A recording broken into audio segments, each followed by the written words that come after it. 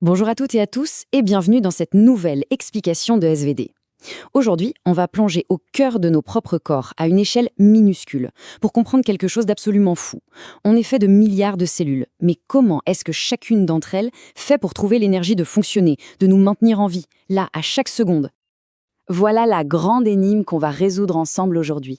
Comment les cellules, qu'elles soient dans un arbre immense ou dans notre corps, réussissent-elles à se nourrir? C'est un défi que tout être vivant doit relever et la solution est fascinante. Pour y voir plus clair, voici notre plan d'attaque. On va d'abord poser les bases avec la fin de nos cellules, ensuite on s'intéressera de plus près aux cellules animales, puis on percera le secret des cellules végétales, on découvrira qu'elles ont des alliés microscopiques, on s'entraînera un peu comme au labo et on terminera avec un mémo pour être sûr de ne rien oublier. Prêt? C'est parti! Allez, on attaque la première section, la fin de nos cellules. Avant de se lancer dans les explications, il faut qu'on soit tous sur la même longueur d'onde. On va donc définir 2 ou 3 mots-clés super importants. Le premier mot, c'est nutriment. Alors, qu'est-ce que c'est un nutriment? Eh bien, c'est une toute petite molécule, comme le glucose par exemple, qui vient de la digestion de ce qu'on mange. Il faut vraiment voir ça comme le carburant de nos cellules. C'est l'essence pour une voiture ou les briques pour construire une maison. Sans ça, rien ne fonctionne. Deuxième terme essentiel, la respiration cellulaire. Et là, attention, petit piège, ça n'a rien à voir avec le fait de respirer avec nos poumons. La respiration cellulaire, ça se passe à l'intérieur de chaque cellule. C'est un peu comme le moteur de la cellule. Il prend les nutriments, il prend du dioxygène et il brûle tout ça pour fabriquer de l'énergie. Et bien sûr, comme n'importe quel moteur, ça produit des gaz d'échappement, ici du dioxyde de carbone et d'autres déchets. On enchaîne avec la section 2, le cas des cellules animales. Maintenant qu'on a le vocabulaire, penchons-nous sur notre cas. Mes cellules, vos cellules, comment reçoivent-elles leur carburant alors qu'elles sont parfois très très loin de l'estomac? Pour comprendre de quoi une cellule a besoin, les scientifiques les cultivent en labo. Et pour qu'elles survivent, il leur faut un menu très précis. Regardez, de l'eau, des sels minéraux, des protéines, du glucose comme source d'énergie et du dioxygène. Le truc, c'est que si vous enlevez ne serait-ce qu'un seul de ces ingrédients, les cellules meurent. C'est leur kit de survie de base. Alors comment ce menu arrive-t-il jusqu'à la moindre de nos cellules? Eh bien, grâce à un service de livraison ultra efficace, notre sang. Ça se passe en 4 temps. D'abord, le sang, via des vaisseaux minuscules qu'on appelle les capillaires, livre l'oxygène et les nutriments.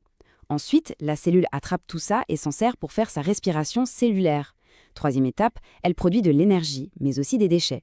Et enfin, le sang repasse, tel un camion poubelle, pour récupérer tous ces déchets et s'en débarrasser. Une mécanique parfaitement huilée. Et pour que vous vous rendiez bien compte de l'ampleur de ce réseau de livraison, accrochez-vous bien. Si on mettait bout à bout tous les capillaires sanguins d'un seul corps humain, on obtiendrait une longueur de 100 000 km. C'est assez pour faire plus de 2 fois le tour de la planète Terre. C'est juste incroyable, non? Allez, section 3, le secret des cellules végétales. Bon, on a vu que les animaux ont un super système de livraison. Mais les plantes, elles, ne peuvent pas bouger pour aller au supermarché. Alors comment elles font pour manger? Et là, on touche à la différence fondamentale. La cellule animale est une consommatrice. Elle a besoin qu'on lui apporte de l'oxygène et des nutriments. La cellule végétale, elle, c'est une productrice. Elle fabrique elle-même sa nourriture à partir de lumière, de dioxyde de carbone, d'eau et de sels minéraux. Mais attention, point crucial, une fois qu'elle a fabriqué sa nourriture, elle fait exactement comme nous. Elle utilise la respiration cellulaire pour la transformer en énergie. Et ce super pouvoir qu'ont les plantes, ça s'appelle la photosynthèse. C'est un processus presque magique qui leur permet de capter l'énergie du soleil pour transformer le CO2 de l'air et l'eau du sol en sucre, en nourriture. C'est tout simplement ce processus qui est à la base de la quasi-totalité de la vie sur Terre. Et ne pensez pas que la photosynthèse, c'est juste un truc pour les arbres dans la forêt.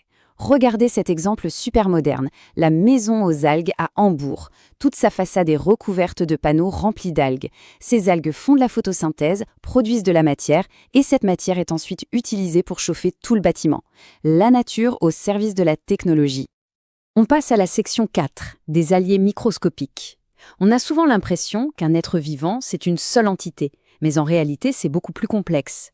On dépend presque tous de partenaires minuscules pour nous aider à nous nourrir, les micro-organismes. Ces associations, où tout le monde est gagnant, ça s'appelle des symbioses. Par exemple, dans notre propre intestin, on a des milliards de bactéries comme Escherichia coli qui nous aident à digérer et qui fabriquent même des vitamines pour nous. La vache, sans ces bactéries, serait incapable de digérer l'herbe. Et la termite ne pourrait pas grignoter du bois sans ses propres alliés microscopiques. C'est un vrai travail d'équipe. Un autre exemple de partenariat incroyable, c'est la mycorhize. C'est l'union entre un champignon et les racines d'une plante. Le champignon déploie un réseau immense de filaments dans le sol, bien plus grand que les racines, et il aide la plante à capter beaucoup plus d'eau et de sels minéraux. D'ailleurs, pour la petite histoire, la fameuse truffe qu'on mange, c'est le fruit de ce genre d'association. Section 5. Du labo au quotidien. Bon, on a vu pas mal de théories. Maintenant, à notre tour d'enfiler la blouse de scientifique. On va voir comment, à partir d'un simple document, on peut raisonner et tirer des conclusions.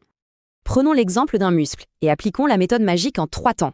Premier temps, j'observe. Je suis un détective, je regarde les 2 images et je vois que les taches roses ont beaucoup diminué après l'effort. C'est un fait, c'est indiscutable. Deuxième temps, je sais, je fais appel à mes connaissances. Le texte m'indique que le rose, ce sont les réserves de nutriments et que le muscle a travaillé. Et le dernier temps le plus important, je déduis. Je connecte les deux. Si un effort a besoin d'énergie et que les réserves de nutriments ont baissé, alors je déduis que les cellules du muscle ont consommé ces nutriments pour produire de l'énergie. Et voilà comment on mène une enquête scientifique. On arrive à la dernière ligne droite, la section 6, l'essentiel à retenir. C'est le moment de synthétiser tout ça pour que les idées les plus importantes restent bien gravées. Alors, qu'est-ce qu'on doit absolument retenir? Premièrement, les cellules animales sont des consommatrices. Elles utilisent le dioxygène et les nutriments livrés par le sang. C'est la respiration cellulaire. Deuxièmement, les cellules végétales, elles, sont des productrices. Elles fabriquent leur propre nourriture par photosynthèse, puis elles l'utilisent grâce à la respiration cellulaire, comme nous. Troisièmement, pour la photosynthèse, il faut de la lumière, du CO2 et de l'eau. Quatrièmement, la respiration cellulaire, ça produit de l'énergie, mais aussi des déchets comme le CO2. Et enfin, n'oublions pas nos alliés, les micro-organismes sont souvent cruciaux pour la nutrition grâce aux symbioses. Et je vous laisse avec une question pour réfléchir un peu. Finalement, quand on y pense, un être vivant, est-ce que c'est vraiment un seul individu? Ou est-ce que c'est plutôt une immense colonie super organisée de milliards de cellules et de micro-organismes qui coopèrent tous ensemble? Ça donne le vertige, non? Voilà, c'est tout pour aujourd'hui sur la nutrition cellulaire. Si cette explication vous a aidé, n'hésitez pas à laisser un pouce en l'air, ça fait toujours plaisir. Et surtout, abonnez-vous pour ne pas manquer les prochaines capsules de SVT. À très bientôt!